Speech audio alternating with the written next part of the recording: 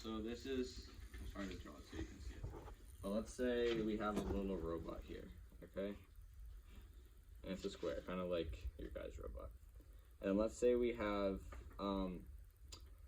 two like drive motors here. They're the things that are actually turning, right? These are turning, but they're only turning because the robot's moving, right? Like, it's not going to move by itself, but if I move it forward, then it's going to turn, right? Okay, so that might seem a little bit confusing. But you have here, you have your two motors that are actually going to be turning, right? Then up here, you just have your wheels, right?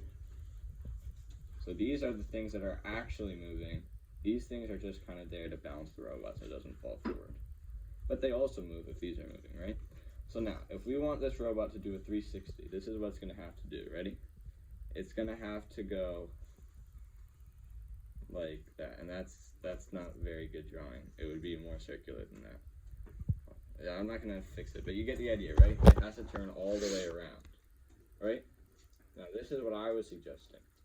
What if we instead, or you instead, had your robot, you had one drive motor here, and instead of putting the other drive motor here, you put it there. And now, this is something that after, like, I don't know, 7 or 8 years of doing first, it comes to me and I'm just like, oh yeah, that's a really good idea, and it doesn't seem that complicated to me, but I'm sure to you guys, you're like, well, how is that going to change anything? Like, why would you do that? But now what happens is this, think about it like this. This is going to go forward to turn, and that's going to go back, and then the whole thing is going to turn like that, right? If you think about it, think about the robot like this thing again. If I push this side forward, what's happening to this side? It's going backwards, right? You see that? So essentially what we're doing here is we're pushing that side forward, but before, we didn't have anything pushing this side backwards, really.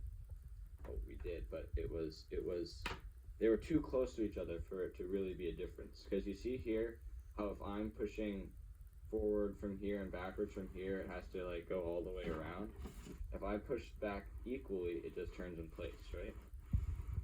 So I'm making it much more complicated than it is.